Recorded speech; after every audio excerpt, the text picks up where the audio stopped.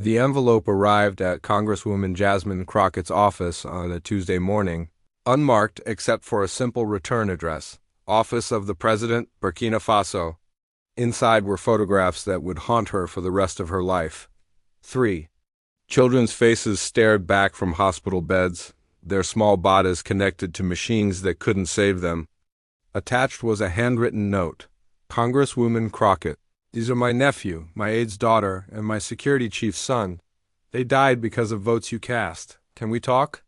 Ibrahim Traoré, if stories about the real human cost of political decisions move you, please like this video and subscribe to see more truth that politicians don't want you to know. What followed was the most devastating private meeting in congressional history. A phone call that started as diplomatic courtesy became a 2-hour journey through American foreign policy's darkest consequences. By the end, the rising Democratic star who had built her career fighting for justice would be sobbing uncontrollably as she learned what her own votes had done to innocent children half a world away. Crockett thought she was taking a routine call from an African leader seeking support for development aid.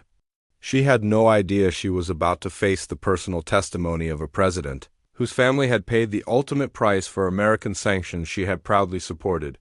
This wasn't about politics or ideology. This was about 3 small coffins and the American congresswoman who helped fill them without ever knowing their names. The truth destroyed her completely. 2 weeks before that devastating phone call, Congresswoman Jasmine Crockett was riding high on her reputation as one of Congress's most principled voices for human rights and social justice. At just 42, Crockett had become the progressive movement's rising star, known for her fiery speeches about accountability and her unwavering commitment to fighting oppression wherever she found it. Her Dallas district loved her fearless approach to challenging power, whether corporate or governmental. Her specialty was foreign policy legislation, particularly sanctions targeting authoritarian regimes and human rights abusers. She had built her congressional brand on being tough on dictators and military governments that threatened democracy. Her staff had compiled an impressive record of sanctions votes that positioned her as a leader in the progressive wing's foreign policy agenda. Just 3 months earlier, Crockett had delivered a passionate floor speech supporting comprehensive sanctions against Burkina Faso following its 2022 military transition. We cannot stand idly by while democracy is overthrown by military coups, she had declared to national media attention. American leadership means holding authoritarians accountable, even when it's difficult. The sanctions package she championed was comprehensive: frozen assets, restricted trade, blocked medical equipment imports, and suspended humanitarian aid until democratic governance was restored. Crockett viewed it as a moral stand against military rule, regardless of local circumstances or popular support. What Crockett didn't fully understand was how modern sanctions actually worked on the ground. The legislation she supported with such moral certainty created a complex web of restrictions that affected every aspect of civilian life in Burkina Faso. Medical equipment manufacturers couldn't export life-saving devices due to dual-use restrictions. Pharmaceutical companies suspended deliveries because banking sanctions made payments impossible. International aid organizations reduced operations because compliance costs made programs financially unfeasible. The sanctions targeted the government, but devastated ordinary families who had no voice in political decisions. Children's hospitals lost access to cancer treatment machines. Diabetic patients couldn't get insulin. Pregnant mothers delivered babies without basic medical equipment.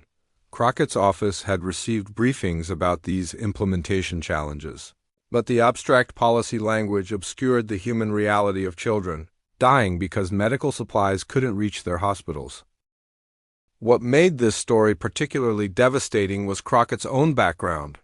Raised by a single mother who struggled to afford health care, she had entered politics specifically to fight for families who couldn't access medical treatment. Her signature domestic legislation focused on expanding healthcare access for underserved communities. The cruel irony was that Crockett's international policies were creating the exact same healthcare access problems for African families that she had spent her career fighting in America.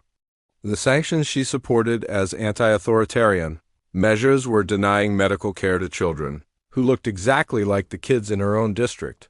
Her legislative director had tried to raise concerns about humanitarian impacts, but Crockett's focus on the moral imperative of opposing military governments had overshadowed technical implementation details. She trusted that sanctions could target bad actors without harming innocent civilians. Meanwhile, in Burkina Faso, President Ibrahim Traoré was dealing with the daily consequences of American sanctions that congressional leaders treated as abstract policy tools. The young leader who had come to power promising to protect his people was watching children die because medical equipment couldn't cross borders. Traoré's approach to the crisis was methodical and personal.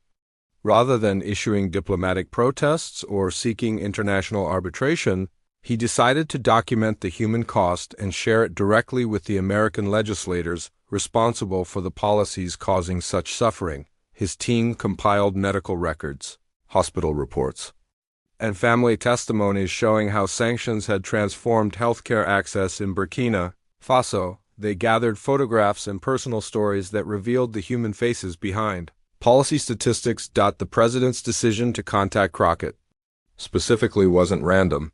His research showed she had been one of the most vocal supporters of Burkina Faso sanctions, positioning herself as a moral leader fighting African authoritarianism. He wanted her to see exactly what her moral leadership had accomplished. Neither Crockett nor Traoré fully understood how their conversation would unfold.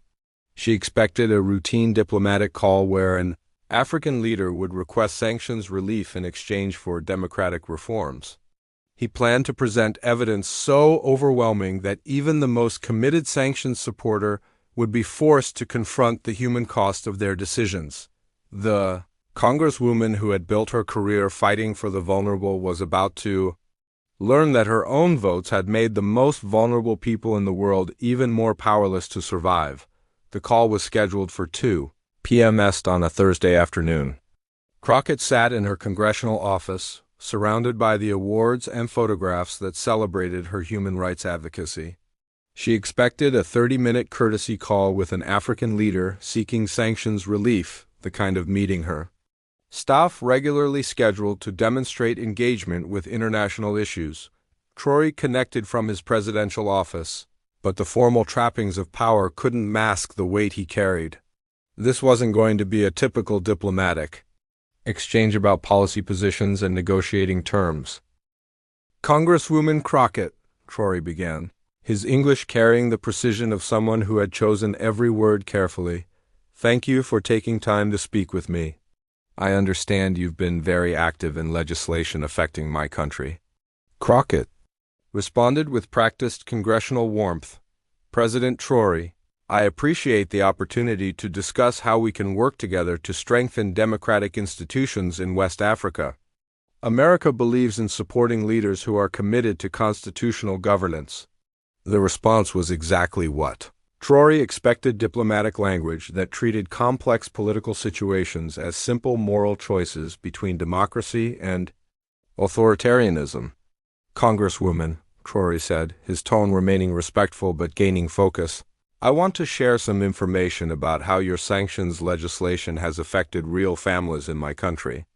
Do you have the photographs I sent to your office? Crockett glanced at the envelope on her desk, which her staff had logged but she hadn't opened yet. I believe we received some materials from your office, but I haven't had a chance to review them thoroughly. I understand your schedule is demanding, Traoré replied. But these photographs show 3 children who died as direct consequences of the sanctions you supported. Would you be willing to look at them while we talk? The request wasn't confrontational, but it carried an emotional weight that immediately shifted the conversation's tone. Crockett realized this wouldn't be a routine policy discussion. President Traoré, Crockett said, opening the envelope with growing concern, I want you to know that any civilian suffering is deeply troubling. To me, the sanctions were designed to pressure governmental reform, not to harm innocent people. As she looked at the first photograph, a young boy connected to medical equipment in what was clearly an under-resourced hospital, her prepared talking points suddenly seemed inadequate. This child's name was Amadou, Traoré said quietly. He was 7 years old. He died from leukemia because the chemotherapy equipment his hospital ordered was blocked by sanctions restrictions on medical device exports. What happened next transformed a diplomatic phone call into the most emotionally devastating briefing of Crockett's congressional career. The hospital had ordered the chemotherapy equipment 6 months before Amadou's diagnosis, Traoré continued, his voice carrying controlled emotion. The manufacturer completed production. But your sanctions legislation classified it as dual-use technology requiring special export licenses. Crockett studied the photograph more closely, seeing a child whose suffering was undeniable and immediate.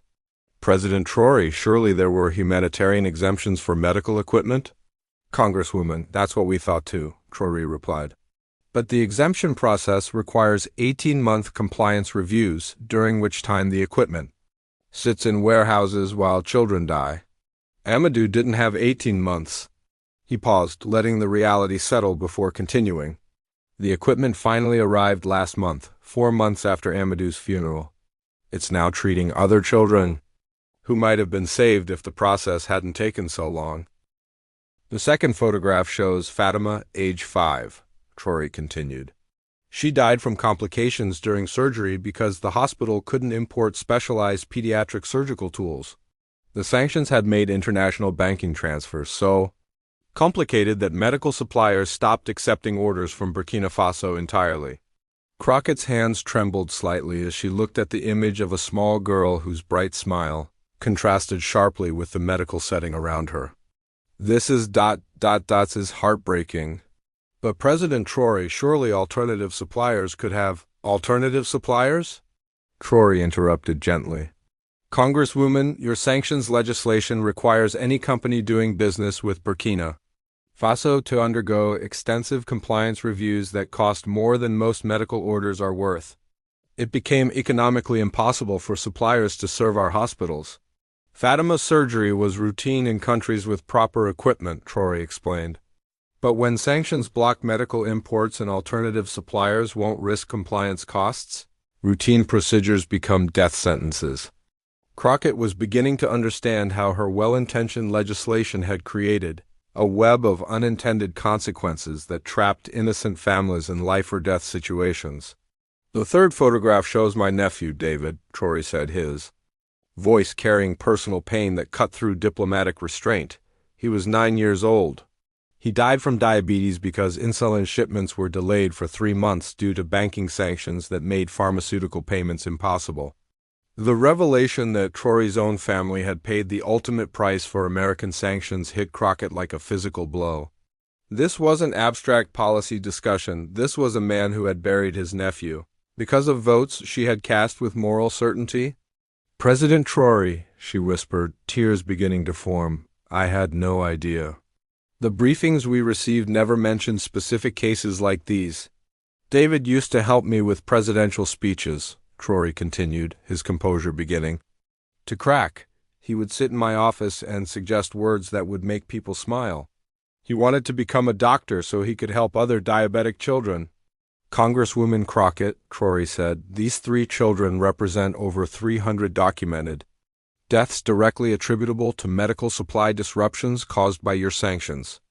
We have hospital records, medical reports, and family testimonies for each case.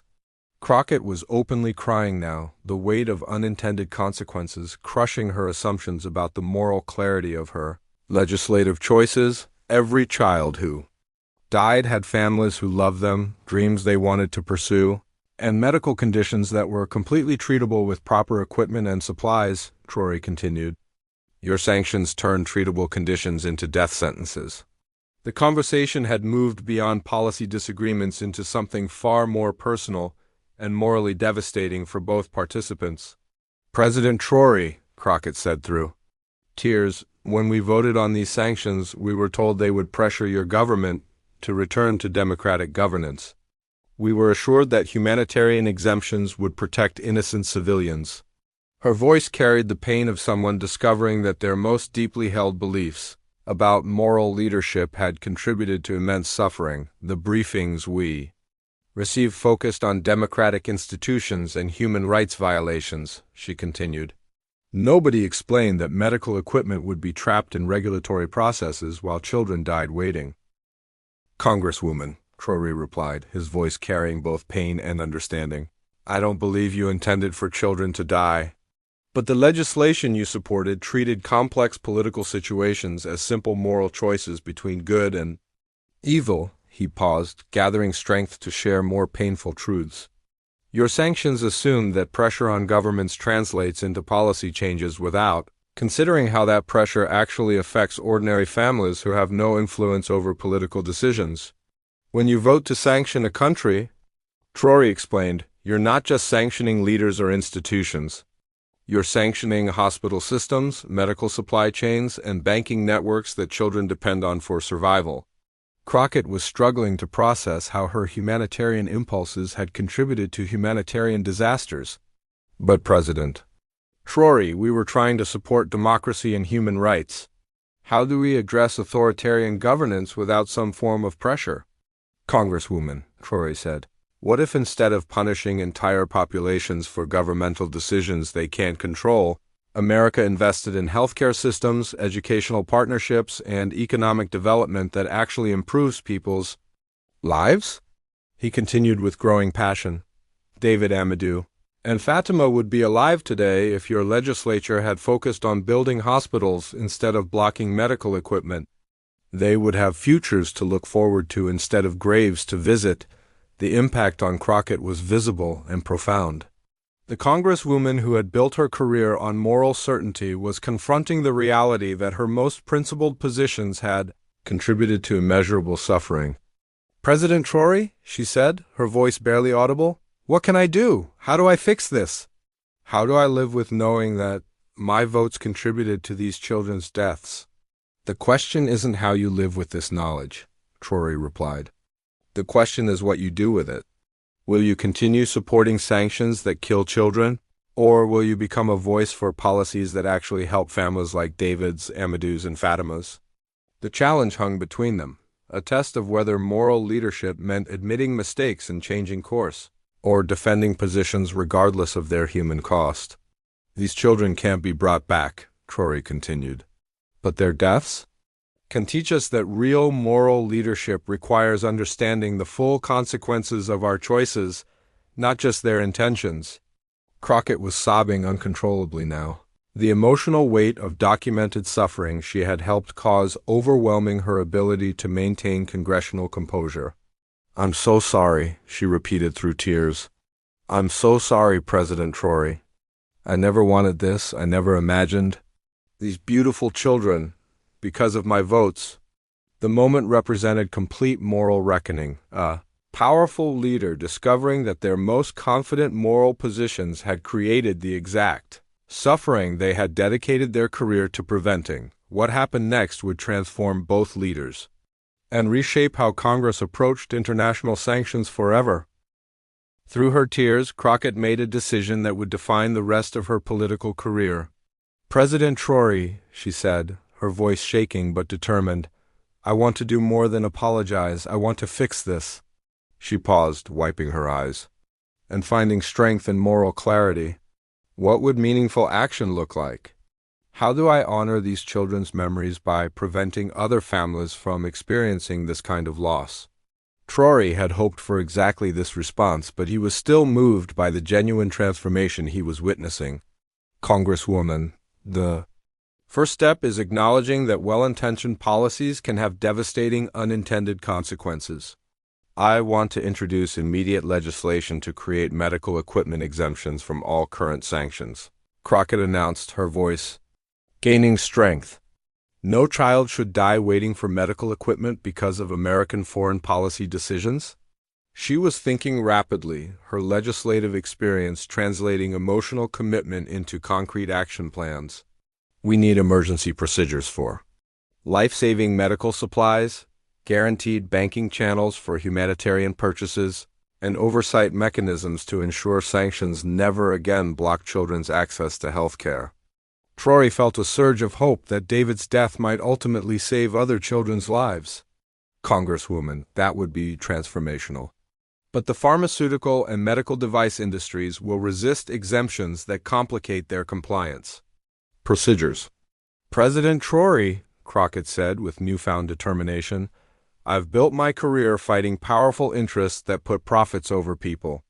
If medical device companies are more concerned about compliance costs than children's lives, then I'll fight them just like I fight every other industry that prioritizes money over human dignity. Her transformation was remarkable. The same moral passion that had driven her sanctions support was now focused on humanitarian reform with even greater intensity. I'll hold hearings to document every case like David's, Amadou's, and Fatima's, she continued. Congress needs to see the faces of children who die because of our votes. American voters deserve to know the real human cost of sanctions they're supporting. Furthermore, Crockett announced, I want to visit Burkina Faso to see these hospital systems firsthand and meet families affected by American sanctions. If I'm going to advocate for policy changes, I need to understand the full scope of damage we've caused. Traoré was amazed by her willingness to engage directly with the consequences of her previous decisions. Congresswoman, that kind of congressional visit would be unprecedented. Most legislators prefer to maintain distance from the human impact of their foreign policy choices. Most legislators haven't had conversations like this one, Crockett replied. Most haven't seen photographs of children who died because of their votes. Once you see David's face, once you understand that he wanted to become a doctor, you can't go back to treating sanctions as abstract policy tools.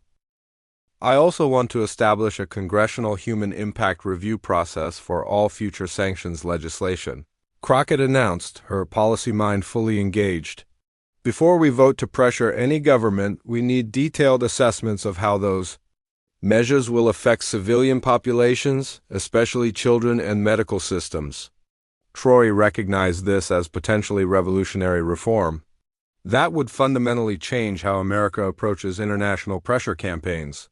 Good, Crockett replied firmly. American foreign policy should be based on careful analysis of real-world consequences, not moral assumptions about how pressure translates into political change.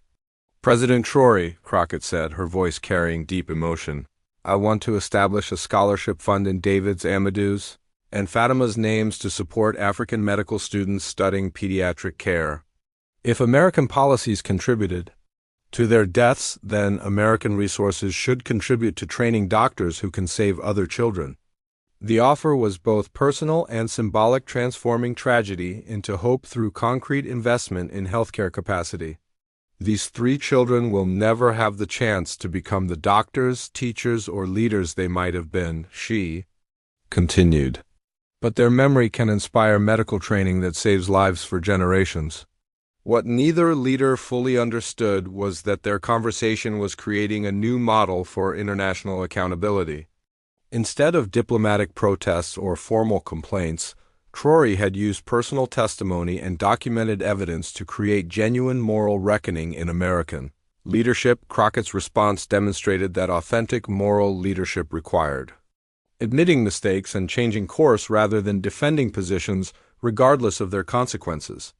President Traoré, Crockett said, 6 months ago, I supported sanctions against your country because I believed moral leadership meant opposing military governments. Today I understand that real moral leadership means ensuring that my opposition to governments never results in dead children. She paused, recognizing the full scope of her transformation. You've taught me that intention without understanding of consequences isn't moral leadership, it's moral negligence. I give you my word, Crockett concluded, that I will spend the rest of my congressional career ensuring that American foreign policy is based on helping children live rather than inadvertently causing them to die. David, Amadou, and Fatima will be remembered not just as victims of mistaken policies but as inspirations for better ones.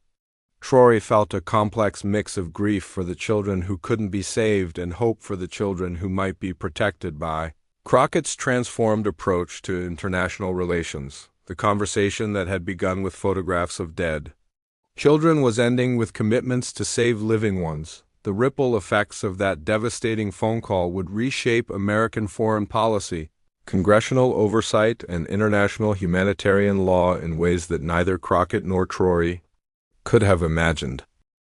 Within 2 weeks, Crockett introduced the David, Amadou, and Fatima Medical Access Act, comprehensive legislation creating automatic humanitarian exemptions for medical equipment, pharmaceutical supplies, and healthcare services in all future sanctions regimes.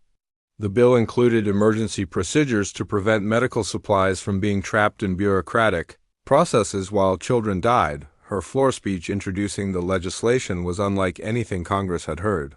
Standing before photographs of the three children, Crockett tearfully acknowledged that her previous sanctions votes had contributed to their deaths and challenged her colleagues to confront the human cost of their foreign policy decisions. The speech went viral worldwide, generating over 50 million views as people witnessed a powerful leader taking personal responsibility for unintended consequences and committing to meaningful change. Crockett's Human Impact Review. Legislation required detailed civilian consequence assessments for all future sanctions, forcing Congress to consider how pressure on governments would actually affect ordinary families. The requirement fundamentally changed how lawmakers approached international relations. House hearings on sanctions reform featured testimony from families affected by American foreign policy decisions, creating unprecedented congressional engagement with the human cost of legislative choices. For the first time, Congress heard directly from parents whose children had suffered because of votes cast in Washington. Traoré's approach to accountability using personal testimony and documented evidence rather than diplomatic protests inspired leaders worldwide to directly engage with foreign legislators responsible for policies affecting their people. The Ouagadougou model of diplomatic accountability spread to other countries, as leaders realized that personal stories and documented human impact were more effective than formal complaints through traditional diplomatic channels. The Scholarship Fund Crockett established in the three children's names grew into a $50 million international program supporting African medical students specializing in pediatric care. The program became a model for transforming policy failures into capacity-building investments. Within 2 years, the fund had trained over 300 pediatric specialists working across West Africa, ensuring that other children would have access to medical expertise that might have saved David, Amadou, and Fatima. Crockett's visit to Burkina Faso 6 months later became a watershed moment in congressional foreign policy engagement. Meeting families affected by American sanctions, visiting hospitals struggling with equipment shortages, and seeing the real-world impact of legislative decisions transformed her understanding of international relations. Her report to Congress included specific recommendations based on direct observation of how American policies affected African healthcare systems, providing unprecedented detail about the civilian consequences of sanctions regimes. The confrontation taught the world that authentic moral leadership requires humility about unintended consequences and willingness to change course when evidence contradicts intentions. Crockett's transformation demonstrated that strength comes from acknowledging mistakes rather than defending them. Her example inspired other legislators to examine the human impact of their international policy positions, creating a new standard for accountability in foreign affairs. American sanctions policy was fundamentally reformed to prioritize civilian protection over governmental pressure. The automatic medical exemptions Crockett championed became the international standard, preventing other countries from experiencing the healthcare crises that American sanctions had created in Burkina Faso. 3 years later, child mortality rates in previously sanctioned countries had dropped significantly as medical supply chains were protected from political interference. The reforms inspired by David's, Amadou's, and Fatima's deaths had saved thousands of other children's lives. The three children whose deaths had catalyzed this transformation became symbols of the need for humanitarian consideration in international relations. Their photographs, displayed in Crockett's congressional office, reminded visitors that foreign policy decisions affected real families with real consequences. Crockett's annual David, Amadou, and Fatima Memorial Lecture became a major forum for discussing the humanitarian dimensions of international relations, ensuring that future leaders understood the human cost of policy choices made without adequate consideration of civilian impact. Final wisdom. The young president from Burkina Faso had taught an American congresswoman that moral leadership requires understanding consequences as well as intentions, that authentic accountability means changing course when evidence demands it, and that the highest honor for children who die from mistaken policies is ensuring other children don't suffer the same fate. Please like this video and subscribe to our channel for more stories about leaders who choose over comfortable assumptions and human dignity over political convenience. Your support helps us share these important lessons about genuine accountability and moral courage.